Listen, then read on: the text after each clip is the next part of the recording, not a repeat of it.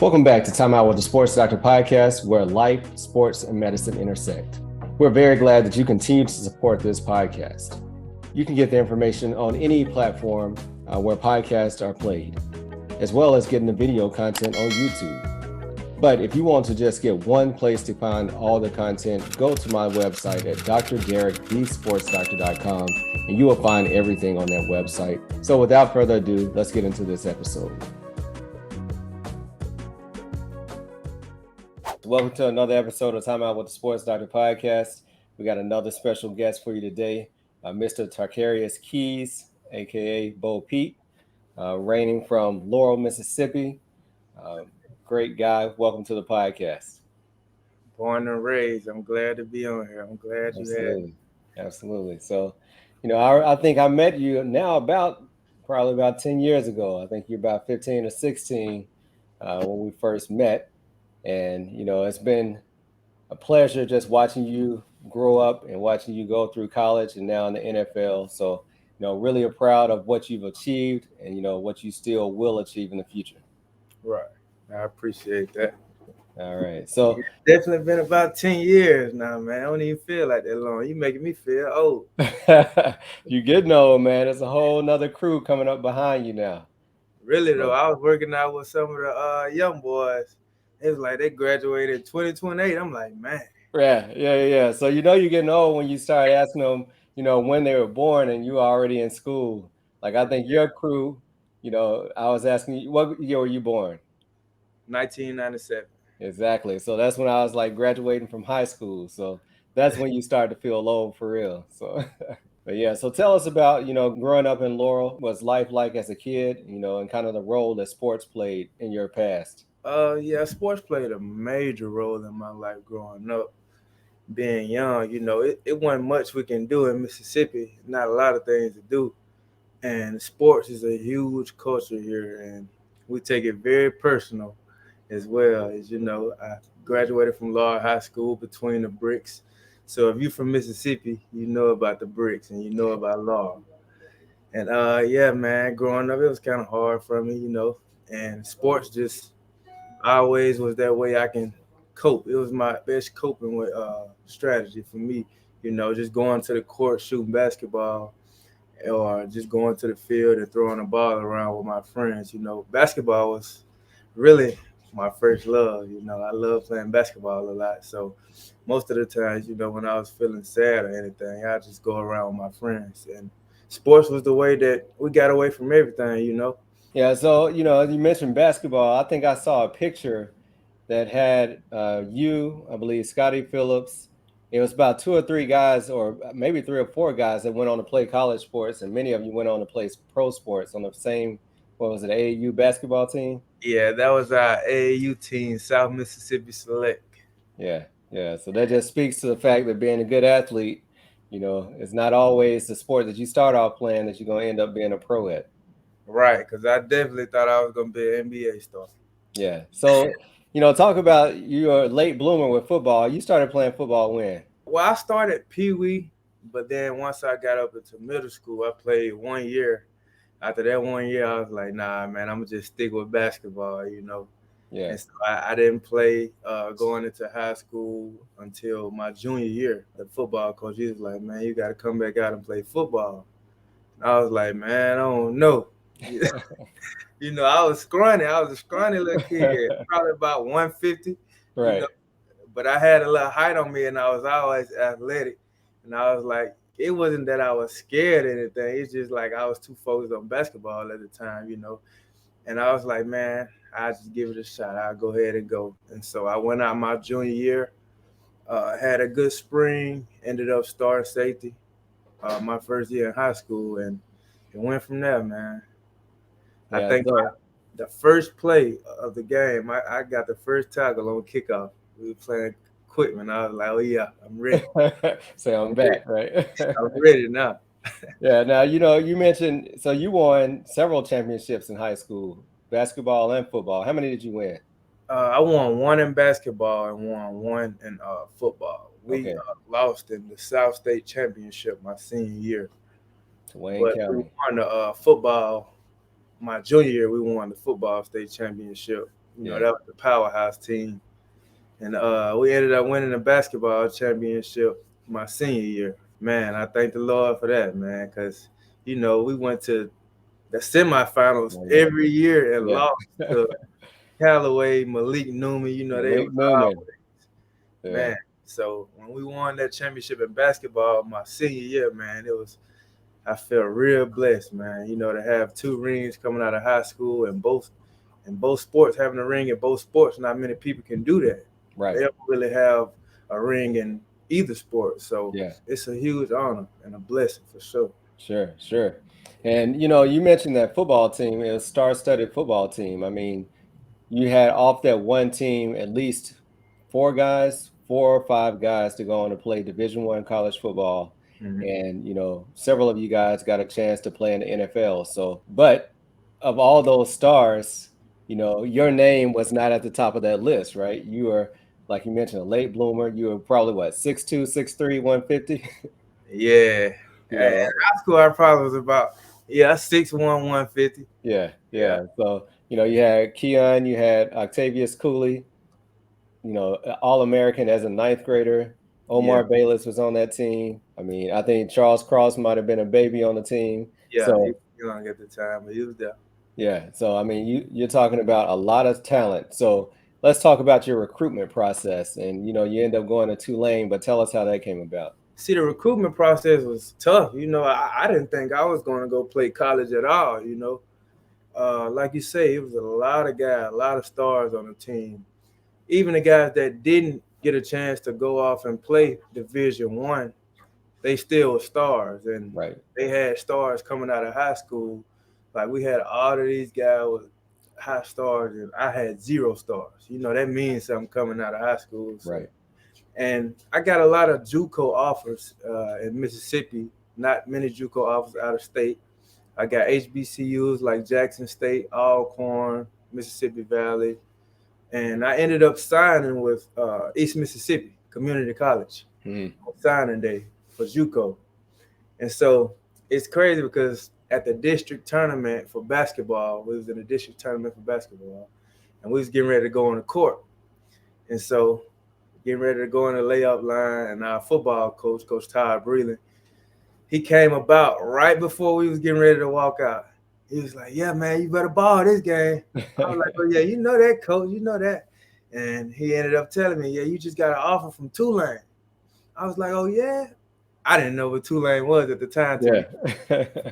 And so I was like, okay, but I knew it was Division 1, so Right. I knew that was big for me because I had no Division 1 offers, and besides like the HBCUs, and so that was major for me. And yeah, and we ended up winning that district tournament, and I won defensive player of the district. So it was big, man. It was Yeah. big. So you mentioned, so you had the opportunity to leave Laurel, go to Tulane. I'm sure that was a culture shock, huh? Well, let's talk about the difference of Yeah, leaving Laurel going to Tulane. yeah, it was shocking, man, because I ended up signing late, being that I had already signed to East Mississippi, Yeah. and just going to Tulane. I have family in New Orleans, so Okay. I was pretty familiar with the area already, and it's right down the street from me. So, and the culture was different, just living in New Orleans for all those years, man. I gained a lot of people and a lot of connections that I can go a long way with, and I'm thankful for that. And the culture was just, you know, Mardi Gras is crazy. The food, of course, if you've been in Yeah. New Orleans, you know they have some of the best food in the United States. And just, second lining before the season starts off, we had floods too in New Orleans, man. That's Oh probably yeah. the worst part If it about it. rained hard for 30 minutes, it's flooded, right? Man, I'm talking about the whole street. We had people kayaking in the street, like on campus. I'm like, man, this is crazy, but it was a great experience for me, man. And I also was doing theater at Tulane too, so I gained a lot of connections there as well. In my acting classes, So theater, huh? So what was your favorite play? I probably say the Raisin in the Sun. We had a play called The Raisin in the Sun. Yeah. Yeah. What role did you play? I didn't do the play. I was Oh, okay. always they used to ask me to do them, but I was always too shy to do them. I So hear you. I hear but you. All right. Well, that's I do good. like the play read. I do a lot of the play readings, and I just was too shy to come out my shell to do an actual play. But now I just wish that I would have now. Yeah. Now that's interesting. All right. So, you mentioned 4 years Tulane. Congratulations. You were able to get a degree from Tulane, which is major, right? Right. So talk about some of the connections. You mentioned a lot of different people that you met, but talk about being a student athlete there and all the people you were able to come into contact with as a student athlete. I actually met this one guy. He was because I was big on art. I was a graphic designer. I met this one guy there. He helped me out a lot throughout that process and showed me a lot of. His name is Flint. He owns a store in New Orleans now. And also my theater teachers. They gave me a lot of connections. I actually was meeting a couple of NFL players before I actually got to the league that were thespians as well. So, and that helped me as well to become more out of my shell within that theater society. So that was big as well. And JJ McCleskey, he ended up coming back and coaching. He was playing in the league. And so all of these people meeting these NFL stars and the NFL players, veterans, it was big for me as well because I could learn how the organization is in the NFL before I even reached that level. Yeah, yeah. Now, didn't you and Keon reunite that senior year, or were you already Yeah, gone? Yeah, yeah. Keon ended up coming to Tulane. That was big for us as well. Just having one of my former teammates and my friend, my right. brother, having him there, man, it made it way more fun as well. Just to get that experience with him and going to college with him because he started off at USM. And Sure. so having him there, man, it was big for us and for the city of Lar as well. Absolutely. So talk about, like you mentioned, 0 stars, and you were coming out with a lot of guys with 3 and 4 stars. But on draft day, to be able to hear your name called, to go from just starting off late in high school, what was that feeling like? That's probably the best feeling I had in my life. Just coming from Mississippi, man. Probably being the first one from my city to be drafted. It was Yeah, 7th round, but it was still being drafted.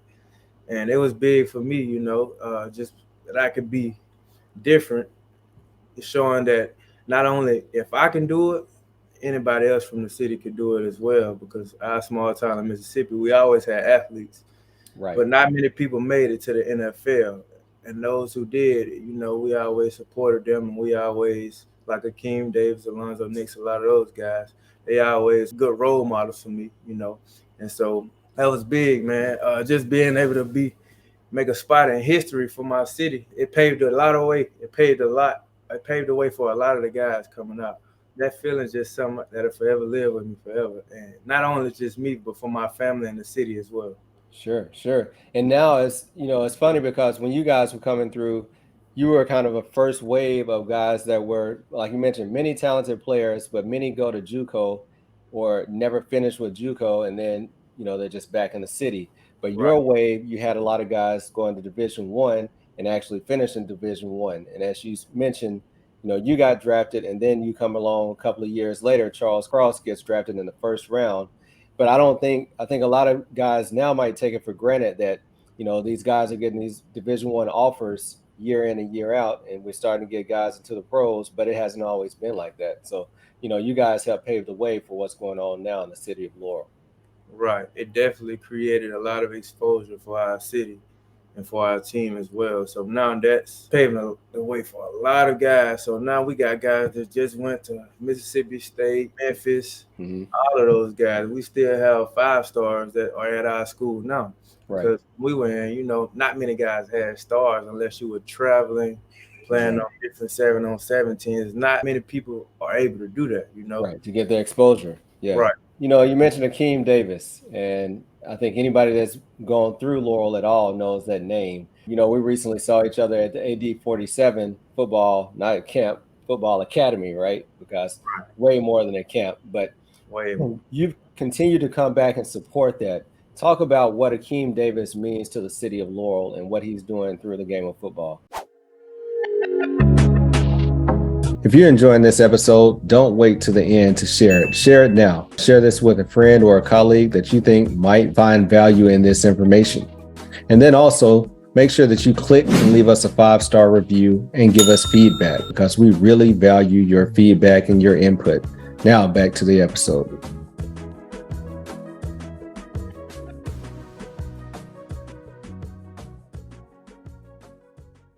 Man, Akeem Davis means extremely a lot to the city of Laura and for that football program as well, because the academy that you speak about, as you stated, not to count the academy.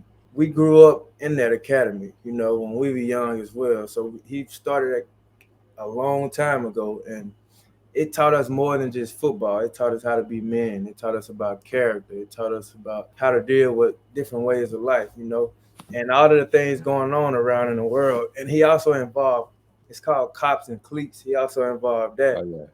being that there was a lot going on, around as far as like justice and with the police and not. It helped us a lot, man. Just building off of that, it helped us and paving us the way for a lot of men. And Akeem always there for the young man as well. So anything that we ever need, we know we can reach out to him, and it's great to have him and have that. Sure, absolutely. And now he's coaching at UNLV, which is opening up doors for many others. And as you know, this is simply the beginning for him. You never know Right, what God's got in store for him for sure. right. Yeah. So talk about your career. So you were blessed, like you mentioned, come out, you drafted first year playing for the Chiefs, right? So you just land on the greatest show in football and end up in the Super Bowl. So talk about that. Man, that was different. Being that it was COVID year, it had its pros and cons, but it still was an experience, man. Playing on a team that's very a coach like Andy Reid, who is a great coach, a Hall of Fame coach, who personally to me is the greatest coach in history. Not only that, he was a great guy as well. And Mhm. guys like Patrick Mahomes, Travis Kelsey, playing alongside Tyrann Mathieu and a lot of those guys, they were also vets in the league that paved the way for a lot of those young guys like that. And it helped me a lot just to learn the different sequences and the different strategies of the league, learning the different defenses, learning more than football, as well. And having those guys like Tyra, man, it really helped me out a lot. It helped Yeah. me learn football more. It helped me stay grounded, within the business. So I appreciate that a lot, being on that team and knowing what a winning culture is like in the NFL. So what was it like playing with Tyrann Mathieu? I mean, he's what, 5'9"? Yeah. Yeah. I mean, just Five completely nine. undersized, but just a dog, right? So what is it like playing with him? Yeah, he got that what you call it, the short man syndrome. Hey, he's short, but man, he got a lot of heart, man. Yeah. So, and a lot of guys in the league, not many guys have extreme height at the position that we play at, and him being able to do what he do at his height, it shows you a lot that this game is more than just about your physical attributes and your it's about your ability and what you're able to do, and it's about heart and Absolutely. gratitude, man. And being alongside him, it really taught me a lot. Sure, I'm sure. appreciative of that. Yeah. So now you're entering into your fourth year, which is a pivotal year, for any NFL player. And as you know, well, they say not for long, 3 to 4 years, average lifespan of a NFL player. So, you're definitely doing great things. But talk to us about where you are now and what you're doing. Right now, getting ready to head off to Cleveland for my fourth year, officially my third year. My last year, I was on and off the practice squad, and that taught me a lot as well, because being in the league, man, you might end up on practice squad. You know what I'm saying? That just teach you how to grind harder, and you just can't stop there. You know what I'm saying? So for a lot of people, some people would give up at that point, but for me, it's like it show your character, it show true character of how bad you want it. You know what I'm saying? And not only just in that, but in life as well, because that go along in life too. You might lose a job, and you like, man, I don't want to do it no more. But life keep moving. So Yeah. just being able to be in the building again for another year, I'm very thankful of that, and I'm just working hard, man, ready to take this next step and see what God has planned for me. Sure, sure. So, what does it mean to be a professional? like, as far as preparation and mindset, it's a whole nother level from being a college player, a different level from being a high school player. What does it mean to be a professional athlete to you? Like I said, it shows your character. The things you have to gain a routine. You have to stay consistent with that routine as well. You got to keep chopping the wood. In college, man, you might have that routine, but that's it's mandatory basically for you to Right, do. Like in the NFL, you don't have a mandatory set schedule in your off season. You have to go work on your own. Like that, there's nobody to tell you to go work, and if you don't work, it'll show. If you work, it will show. Even if you do work and it don't show that year, that don't mean that your time won't come. You know what I'm saying? So right, you just got to keep working, man. Being a professional is more than just about going to the building every day and doing what you have to do. Go out to practice and meetings. It means more than that. It means off the field as well. You have to keep your body right. You have to recover. You have to eat better too as well, man. Because that you'll start feeling it, man. Once them guys come out there and start running fast, like Tyreek, all those guys, Jameson, Smith Cole, you eating fried chicken every day, man. so you got to chase them all day in practice, right? You gonna feel it trying to chase me. You'll have guys on the scale every day, man. Like I need to lose that weight, man. I gotta Yeah. run. So man, it's crazy, man. It's more than just being on the field and in the building, man. You got to take care of your body as well and recovery too. You got to prevent injuries, man.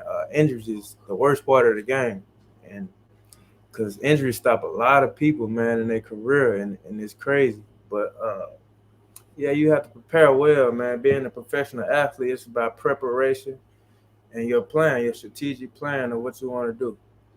Sure, sure. All right. So, I know outside of football right now, we mentioned a little bit your music game. So tell us about music and what does music mean to you? Music mean a lot to me. Nowadays I'm sure it mean a lot to a lot of people. Right, Music can touch people in different ways. I just been doing music. I grew up listening to a lot of music, and I just listen to it all day. I'm working out, I'm right. listening to music. I'm riding in the car, I'm listening to music. And I just stepped in the studio one day, man. I was like, let me try this, man. I always grew up in my grandma used to make me go to church and the Yeah. choir. So I always had it in me. Yeah, yeah, I got a lot of talent. So I just started making a little music, trying to see what I sound like, figuring out my unique sound, and it looked like it's coming a good way for me. And I hope yeah. soon I'll be able to make more with other people That's great. later on after my career. Yeah, yeah. All right, man. Well, on Time Out with the Sports Doctor, this is your final timeout. So, you've come a long way, and I'm proud of you for what you achieved and what you've overcome to achieve, right? Like you mentioned, life wasn't easy for you. And there's not a lot of people giving away things in Mississippi, as you know. Sometimes there's a lot of promises, but not a lot of follow through. But you've been able to make it to the highest league in professional football, and that's something that you cannot take for granted. So, speak to the young athlete, who feels like they have the chip stacked against them, no what matter what their circumstance is now, about how they can continue to chase their dreams and continue to achieve, whatever level of success that they want. Actually, keep working. I was once in that position myself. I was once, as you saw already, I was once one of those guys who came out with 0 stars, who was scrawny, who a lot of people thought, man, he may not make it as far as he do. Maybe when he get to college, he'll never play a snap. But you just got to keep chopping the wood. And the most important thing, you got to have confidence in yourself. If you don't have confidence and faith in yourself, then you'll never be able to make it to where you want to be. And just keep chopping the wood, man. You got to hit the weight room. That's an important part as well. You got to keep the strength in your body that could prevent most of those injuries. Keep your technique clean. Just keep working, man. Everything will work out in due time. And even when I had times where I felt like I wanted to give up sometimes, where I wanted to quit, where I may felt like that workout was too hard. Even with me having three surgeries on my knees, I never stopped right there because I knew the destination that I wanted to make it to, and I knew that I had people behind me that were supportive of me as well. And I know as a young athlete, you have a lot of people who are supportive as you, and as you go along and it may not work out as you want it to, you got to still keep that faith in yourself. Just Yeah. keep working, man. It's somebody with you. You always need a team. That's another thing, man. You always need a team. There's nothing that you can be done, nothing that you can do alone. So just keep working. Yeah, surround yourself with good people and make smart decisions too, Right. because we Definitely. see now how one decision, right, Yeah. can completely make everything go away. You start Right. to lose. Once you lose one endorsement, then other people are going to follow. Or once Right. one And, team cuts you, or you get some bad things on your character, then it's much easier for them to move on to the next player. So, right. And control also, what you can control. Go ahead. just be mindful of what you post on social media. I know it's a lot of guys who've been thrown out of the league and who've been in difficult situations because of social media. Even guys in college, what you post on social media is powerful. Even if it's a retweet or a like on Twitter, Yeah. they still see that, and you have to be mindful of what you're liking and what you're retweeting. So that's a major part as well, man. Definitely have to be aware of that. Thank you for adding that on. So, but man, I appreciate your time. I'm looking forward to I more years in the NFL, but I'm really looking forward to see you on Broadway when this NFL career is over.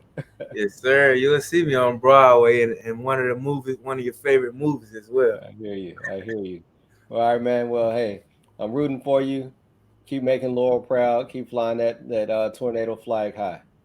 All right, I appreciate that, Doc. I'm rooting for you as well. Congratulations on your position as well. I appreciate it. Appreciate it. All right, we'll be in touch. All right. Thank you for continuing to support this podcast. If you enjoyed this episode, then please leave a 5-star review. And if you haven't done so, subscribe so you continue to get the updated episodes. Until later, peace. Hey, time out with the SportsDr. Keep our head right in the game. We ain't never stopping. You are now tuned in. Trust you don't want to miss. This is where life, sports, and medicine.